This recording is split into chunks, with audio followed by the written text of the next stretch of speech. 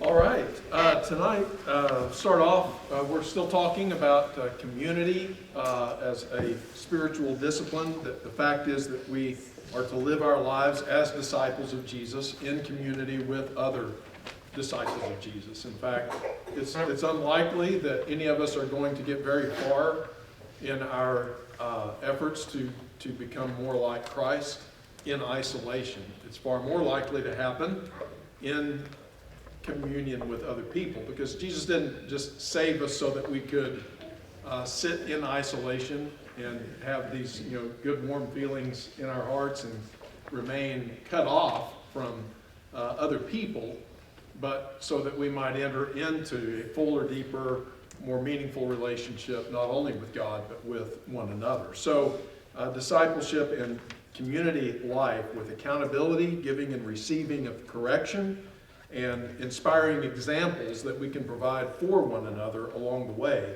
I think it's instructive that Paul frequently, or on more than one occasion at least, encouraged churches to follow him, what? As he followed Christ. So we provide models for one another. In fact, there's a whole school of maybe, I don't know if it's sociology, philosophy, whatever, Rene Girard, if you're familiar with his work, that most of human activity is driven by what he calls mimetic desire. Anybody ever heard of this? And it's just basically, we see what other people have, we see how other people do things, and we mirror that. We model ourselves after them. We find ourselves even having desires, not because they were necessarily just innate within us. We were doing fine until we saw so-and-so doing something, or where they went on vacation, or whatever it is that they're doing. In fact, most of us, if you have a career, you probably at some point entered into that career in some way or another because of somebody that you admired doing something like that, at least set you on a path that you started down. Whether we like to admit it or not, often we drive what we drive, we wear what we wear, we go where we go because of this mimetic desire that we have. And that can work for us and it can work against us, right? Paul says, follow me, look at my modeling, and as I am mirroring and discipling after patterning my life after Christ, you step along in admiration of those qualities and begin to participate in them yourself. So we all need to have models that we're looking to with admiration that help us to grow in our discipleship with Christ. And so we need each other to do that. Any fans of the TV show Alone here tonight? You like Alone? Raise your hand if you like to watch this. I'm just curious. Okay. What is it? A few. Yeah, it's one of these shows, these survival type shows, but the title of it kind of gives it away. People are taken to these really remote areas, dropped off with a handful of survival supplies, and they have set up camera equipment that they video themselves with, and they're basically utterly alone. Sometimes for as long as 24 hours, and then people start what they call tapping out, and then others may go like 100 days. I think about 100 days is about the longest anybody's ever gone. And what is, if you've watched that show, what is typically the number one or the most common reason that people tap out? Pick up the... Boredom. Yeah, boredom, isolation. Start thinking about family. They start thinking about family. Always. It's like, think about their wife, think about their kids, think about and they go, that $500,000 wasn't that important to me. Yes, things that really matter to me are... you saying that, just being a doctor, reminded me, I went years ago, I went through a phase in my late 20s, early 30s, just being fascinated with mountaineering. And one of the things I had thought about doing was maybe one day I'll climb Mount Everest. It's not going to happen. But at that time I thought maybe it could happen. And I went to hear a doctor, a guy named Beck Weathers, who had been a part of an attempt to summit Everest. This would have been back in the late, I guess the 90s, probably when this happened. And it was one of the deadliest days ever on Everest. I can't remember what the total of people who died and were lost and whatnot on this particular day. But this is one of the people that he was just left for dead, basically, just out at above what they call the dead zone, I think. Overnight, just unbelievably cold. And for some reason, when the sun came up the next morning, there was enough warmth that he kind of woke up and managed to stagger into a camp where other people were huddled together, and they managed to get him down the mountain, and the helicopter flew him off, and he lost all his fingers and toes and nose and ears and all that to frostbite. But anyway, the thing, this is such a but I heard him give this speech, and he said when he woke up, the thing that went off in his mind was his family. And he's like, I've gone all over the world in pursuit of all of these different adventures, doing crazy things, like this. And in that moment, it came to my realization that the thing that really mattered the most was not on some far-flung adventure, but it was just to get back home. And it speaks to the need that we have for relationship, for community, for having people in our lives that mean so much to us. And one of the greatest forms of punishment that we can inflict on each other is solitary confinement. Literally, we tend to go mad from isolation if we get it in too great a dose. So God clearly did design us in this way, and it's not good for us to be alone. Yet it's not easy for us to live in community either, is it? No. We can't, people, can't live with them, can't live without them. What are you going to do? So that's the struggle that we face, the tension that we face. And what I want to do tonight is very simple and straightforward. There are 100 times in the New Testament where the phrase one another is used. And approximately 59 of those are specific commands teaching us how we are to relate to one another. And I think it really provides such a solid basis for us to think about what it means to live in true community as brothers and sisters in Christ. So let's quickly, as we can, go through this list. We may pause some along the way. I think what I'll do is I'll just put I think there's about 6 or 7 on each screen. I'll read them, and then if there's one that really, you're just like, we got to talk about that one, we can do that. And then we'll move through the list. Y'all remember the year we did this as our theme for the year? Good one. It says, Randy brought this passage up on Sunday, love one another. And this one is fundamental, and 16 times that commandment is given in Scripture. This is the commandment that Jesus gives us. This is, he says, my commandment for you. And the newness of that commandment, I think there in John 13:34 is that you love one another how? As Christ loved. Yeah, as I have loved you. When you're in a place and you really don't know what to do, you're not sure if you can find a biblical rule that applies to this situation, that's the question, right, that we need to fall back to. How has Christ loved me? What would that love look like lived out in this relationship and this question that I'm having with regard to another person? Secondly, be devoted to one another. I like that. It's like the Christian community, the church, is not to be simply just this loose affiliation of people who have a common hobby of getting together and singing 4-part harmonies on Sunday. It's a devotion that we're to have to one another because of Christ in them, the same Christ who has come at unimaginable personal cost to himself to redeem me, has done the same for you. And I'm to see that in you, see the inestimable value that he has placed on you, and to be devoted to you in love because of that. And therefore we honor one another. Honor one another. It was a big word in the Roman world to bestow honor on another person. But Christians, regardless of their class or status, their gender, whatever, we are to honor one another. Elevate that person. Speak well of that person. Live in harmony with one another. I don't know, does the Greek word, John, do you know this? Does the Greek word for living in harmony with one another have inherently within it a musical connotation, or is that? I would think so, but I'm not sure.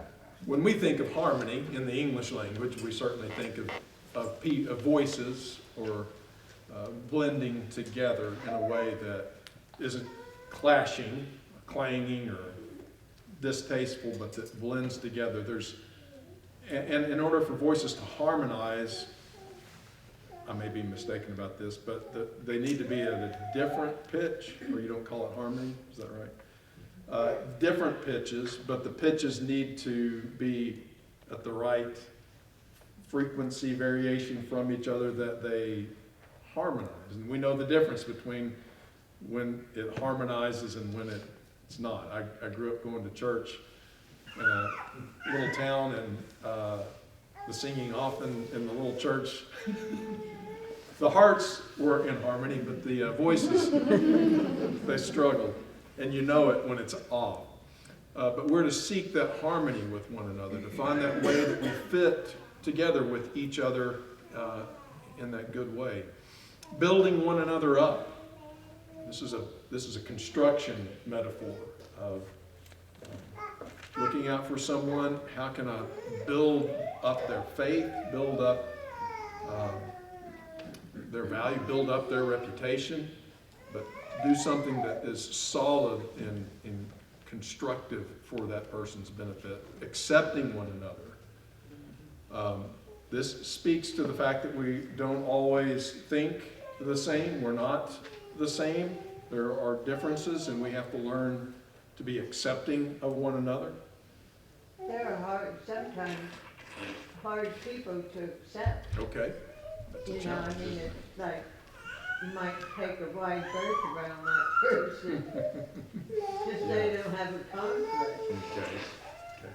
Lawrence, it might be well worth noting that all of these, and I would make a guess that whatever's gonna be on your other slides, all of them are under love.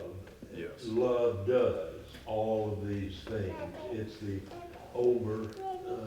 arching quality, and everything else contributes to our loving each other. And if we say we love one another but don't do these things, we are deceiving ourselves. Very good. Thank you. All right. Admonish one another or instruct one another, Romans 15:14, and that's where Paul is encouraging the church there with the idea that, hey, you guys are able to do this for one another. So he's like, you're not always going to have an apostle showing up at church to do, your instructing and admonishing of one another, but you guys are, well, he says, capable of doing that. And it's so true that when we are all mindful of each other, trying to build each other up, we're able to provide that instruction for each other along the way, to greet one another, to care for one another, to serve one another, bear one another's burdens. Our tendency when we see a burden is to get away from it, right? And especially if it's somebody else's problem, we want to say, not my problem, not my job. I don't need to be involved in that. What did the old law say about seeing someone's animal going astray? It got out of their pasture and it's wandering off. Yeah. Well, you've got better things to do than go after somebody else's wandering goat, right? But we're supposed to care for one another, serve one another, bear one another's burdens, put ourselves out in order to provide for each other, forgiving one another. I mean, that one is massive, because in no relationship, no human relationship over time, will there not be failures and shortcomings on the part of everybody. And if we don't have an ability to forgive and move forward, there can be no future. And being patient with one another. Things often don't happen on the timetable that I think they should happen on. People grow at different rates. And we have to learn to have that patience with one another. Be kind and compassionate to one another. Speak to one another in psalms, hymns, and spiritual songs. I thought about that one in a while in terms of the one another passage, but this is one of the great ways that we do many of the things that we're called to do here. Submit to one another. Consider others better than yourselves and their interests before your own. Look to the interests of others. Bear with one another. Comfort one another. Encourage one another. Exhort one another. Stir one another up to love and good work. Show hospitality to one another, we talked about last week. Employ the gifts that God has given us for the benefit of one another, realizing that whatever my gifts are, they are for the benefit of others. Clothe yourselves with humility towards one another. Pray for one another. Confess your faults to one another. Well, I mean, as you just read through this, it really should be, I think, accumulating in the sense of how serious the Lord is about this communion that we have together. Then there's some statements about things that we're not to do for one another or toward one another. Don't lie to one another. Why is that such an important thing? Why would it be one of the places where he tells us not to behave this way? Trust. Yeah, I think that's exactly it. I mean, truth-telling is the foundation of trust. And when we begin to lie to one another, it's extraordinarily difficult to maintain community. Stop passing judgment on one another. This ties in with what he says in Romans 15 about accepting one another. We can't have too harsh and judgmental a spirit toward one another. And like we say, you don't know where other people are coming from. You don't know their story. That's why, as James says, we ought to be quick to what? Swift to listen. Swift to listen. In a hurry to hear. Okay? That is diametrically opposed to our natural inclination, which as soon as you find yourself in conflict with another person is, I just want to make sure you what? Hear what I have to say, that you understand where I'm coming from. And James says, stop right there. You're already in the wrong place. Quick. I want to hear what you have to say. Why do you think what you're thinking? And not so I can just sit back here and come up with a zinger of a response. But I want to hear, I want to understand. And isn't it true, the longer you listen, the more you learn, and the less angry you become. It's like, you're really upset with somebody. How could anybody think that? Why would somebody do what they did? And then you are quick to listen. They start explaining the situation, maybe what their story, their history, their background is, and all of a sudden it's like, even if I don't agree with it, it's like I know where you're coming from now, and I see in your mind how you came to this conclusion, and I'm kind of like powering down now and in a different place to respond in a constructive way, whereas before I was just ready to speak my mind. Yes. I've also fallen into the trap of assuming that I'm disagreeing with someone, passing judgment on them in the sense of, they're about to, come at me, they're about to confront me about something, we disagree on something, whereas if I don't interrupt them, if I just let them say their piece, they may be trying to explain that we see eye to eye on this. We just need to work out some detail of it. Yeah, very good, very good. So, we don't lie to each other, we don't pass judgment. We let us not become conceited, provoking, and envying each other. So again, this mimetic desire we spoke of earlier, where we see and then begin to want what we see in others, that can be a very positive thing for us, and it's the way we grow. But it also has a shadow side, where we look at someone else's talents, abilities, possessions, whatever it is that we perceive to be better than our own, and we begin to develop a resentment or a conceit, and we start provoking and envying each other, and this turns into a nightmare. Do not slander one another. So we've got to speak the truth to each other, and we've got to speak the truth about each other.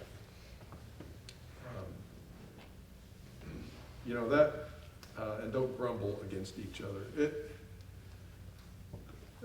It's a really important thing, and especially as parents to your kids. You know, if you do the typical drive home from church, and every week it's the litany of complaints about the songs that were led, the prayers were too long. I disagreed with everything the preacher said. Did you see what so-and-so was wearing? And you go down the list, and it's all of these negative and maybe even slanderous statements, or certainly grumbles that we have toward one another. That's what we're feeding into our children.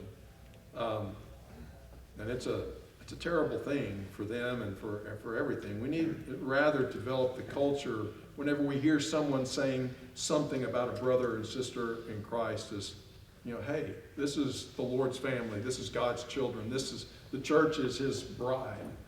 And we don't talk about her like that. That isn't to say there isn't ever, again, we've seen pastors that talk about us admonishing one another. We need to have constructive dialogue and correction for one another when we're going astray or when there's a problem that we need to address. But to develop a grumbling or slandering spirit that's quick to speak or that likes to hear the latest bit of gossip, that's an attitude that is very disruptive to the local church. It's really hard with teenagers for them to understand how much this hurts one another. When you've got a 16, 17-year-old kid who finds out that all of their Christian friends are spreading slander or have heard something and now they're all talking about it and spreading it, then they have that, well, these are supposed to be this is supposed to be my Christian family. And so that hurt is double. Yes. And can even drive some away from the family of God just because that wasn't supposed to happen in that group. That's supposed to be your safe space. And the age of social media and the age of being able to say things and spread things without really even having to do it, face to face. I think that's a really big problem for our youth today. Is just feeling like I don't have anybody because all my stuff is out there, and no matter what happens, if I make one mistake, then it spreads like wildfire even through my safe group, and I don't have a support system. So because I have a child that is in that age group, and it is something that we deal with all the time. I mean, it just hurts those young Christians their hearts are so tender, and it makes them think, why am I bothering? Why am I doing this? Yeah, exactly. So it is imperative that as parents we provide the model for them of not participating in that ourselves, and instill within them the idea that they don't do that toward their friends. We can't necessarily control what others are going to do, but that's the culture that we need to develop where people don't think of that kind of talk as being acceptable. Not only is it horrible for that other person, but when it's inside of you and that's what you're developing in your heart, it eats away like a cancer. Yes. Yes. Absolutely. It's as bad as it is to be sinned against, it's always better than to be the one that's doing the sin. Yeah. Well, going back to, as a young person, I'm not a teenager anymore, but my family had to deal with kind of more what you were talking about of where is the line between grumbling and talking as a family about legitimate concerns at a congregation we've been at. And I want to give so much credit to my parents for keeping us focused on, let's look for what they said that was good. You know, whenever we had something against the preacher, let's look for what he said that was good in the sermon. Let's look, what can we look for? But yeah, it is so, I can attest myself, it is so damaging, even when you think it's legitimate, even when you don't think it's gossip. Where is that line? Because I have this, I think, righteous indignation, but then, and I think I've seen it more in my siblings who took it a little bit more personal against themselves and the other people that they love. These people are hurting people that I love, and it makes me angry, and I want to talk about it. And our family is our safe space. Let's talk about it. But even so, where does it become grumbling? And like was said, it goes back to love.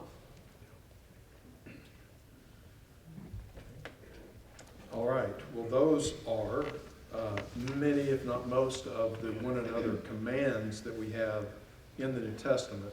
And we, again, see how deeply relational the church is to be, and that we have these very specific commandments and encouragements to treat one another in this particular way. And the reason for that, as again Randy pointed out on Sunday, is because we are all, in a very real sense, members of one another, right? And we don't do damage to the members of our body. We cherish and protect and take care of our body, and we must have that same mindset toward the spiritual body of the church. So what are some things then? Here's where I want to really open up for some good discussion, only good discussion allowed, which is usually not a problem in this class. So what are some of the things that make it difficult to do these things? What makes life together such a challenge, particularly in the local church? I mean, it can extend to small groups, youth groups, families, things like that. But what are some of the things that make life together a real challenge and difficult thing for us? I want to start off with a lengthy quote, and then I'll open it up. Some of you have heard me use this quote before. One of my sort of spiritual heroes is Dietrich Bonhoeffer, and he has a classic book called Life Together, in which he talks about some of these kinds of issues. And one of the problems that he says can cause difficulty in treating one another as we should and having the harmony and fellowship that we are called to in Christ is what he calls an improper dream, as it were, of what the church should be, and then just determined to make sure that everybody fits his vision of that. Here's how he puts it. It's a lengthy quote, several slides here, but try to follow carefully. He says, "He who loves his dream of a community more than the Christian community itself becomes a destroyer of the latter, even though his personal intentions may be ever so honest and earnest and sacrificial. The man who fashions a visionary ideal of community demands that it be realized by God, by others, and by himself. So he enters the community of Christians with his demands, sets up his own law, and judges the brethren and God and himself accordingly. He stands adamant, a living reproach to all others in the circle of brethren. He acts as if he is the creator of the Christian community, as if his dream binds men together. When things do not go his way, he calls the effort a failure. When his ideal picture is destroyed, he sees the community going to smash. So he becomes first an accuser of his brethren, then an accuser of God, and finally the despairing accuser of himself. Because God has already laid the only foundation of our fellowship. Because God has bound us together in one body with other Christians in Jesus Christ. Long before we entered into the common life with them, we enter into that common life not as demanders, but as thankful recipients. We thank God for what he has done for us. We thank God for giving us brethren who live by his call, by his forgiveness, and his promise. We do not complain of what God does not give us. We rather thank God for what he does give us daily. I think it's just a really powerful thing. And I think especially any of us who are church leaders, it's a real thing because, you do get a vision. Well, this is how things ought to be, or an idea, and you want your program, you want your vision to become manifest, and you push and you're frustrated because, well, why won't these brethren get on board with my great ideas? If they would just do what I think, then everything would go so well. And it's just kind of a real rebuke to that spirit that so easily gets within us. And it doesn't have to be a church leader. We all have our ideas of how it ought to be. And that's not to say, like the point that Lori was making, it ought to be a place for our young people where this kind of gossip and slander never happens. We should have those kinds of expectations. At the same time, we have to realize that there's always going to be a mess. There's always going to be disappointment. There's always going to be struggles. And we have to all be continually throwing ourselves back at the feet of Christ, seeking his mercy, his pardon, his forgiveness, being reconciled with one another, and being willing to let go of our ideal and our expectation in order to accept what is. Not to let the perfect become the enemy of the good that we have. I suppose in heaven it's going to be perfect. In the meantime, we wait and we strive and we struggle and we grow and we love and we forgive, and we are grateful and thankful, as he says here, for what we've been given. Right? I want to go into a conversation you and I have had probably more than once, but over the last 20 years. But I think all those are excellent points and ones that I need reminding of. But, and this sort of riffs a little bit off of Isaac's point earlier. Sometimes, not because we're being overly idealistic or have these visions and everything, but in different places, over the last 2,000 years, sometimes you think of a church and church family as a place that should be building you up, and it's having the opposite effect. How do you deal with that, and how do you kind of digest and process these points, the passages, when the church seems to be doing the very opposite of what, and we see it in the New Testament too. I mean, this isn't new. You had a good answer for this. I don't know if you remember, but I'll let you say it. I don't remember it. You got a good start for me. Go right ahead. I do have some ideas, but No, you can go ahead. Well, I try to think about situations like we read of in the scripture themselves, and I have to think that if I were a member of the church in Corinth, there would be times that you would shake your head and again, I think to a point, Lori, to use a phrase she said, you're like, what's the point, or is this really even worth it? You reach that place.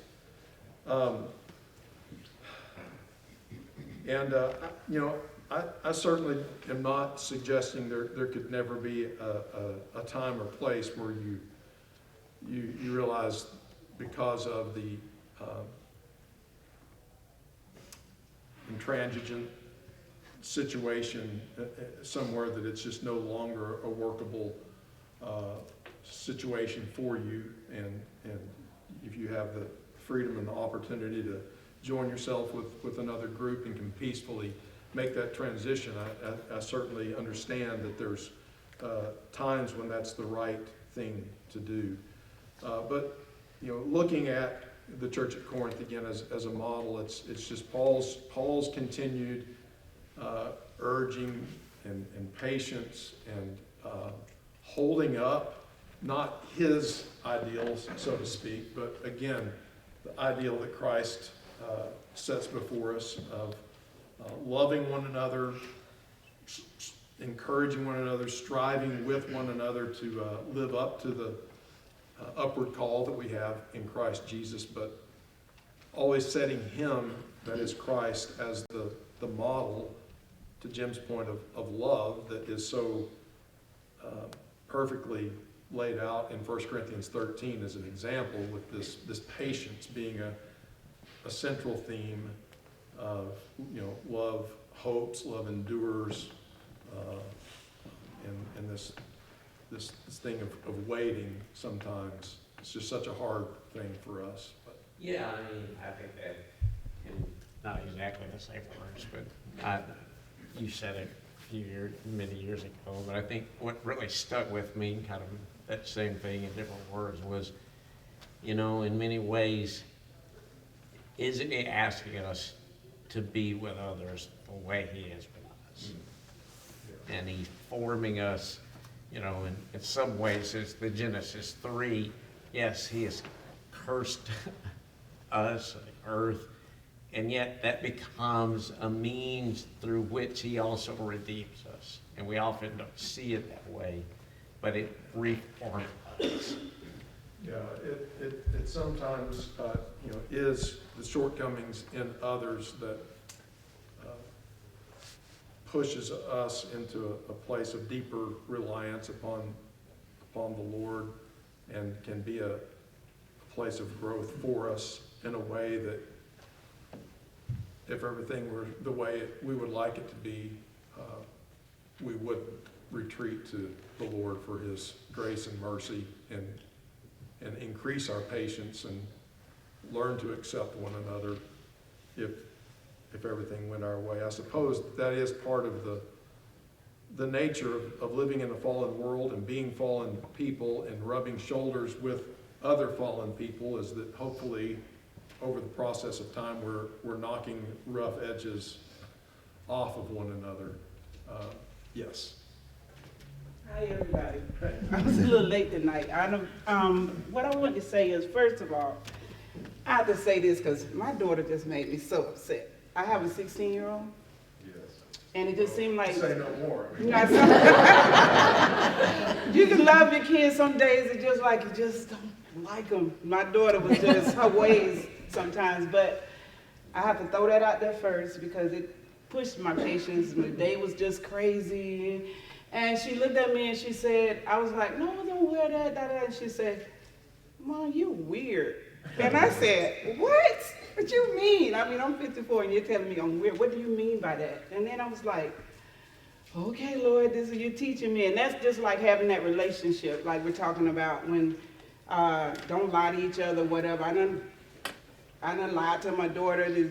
A lot of times I realized it was wanting to control, wanting her to do the right thing, but that was no excuse.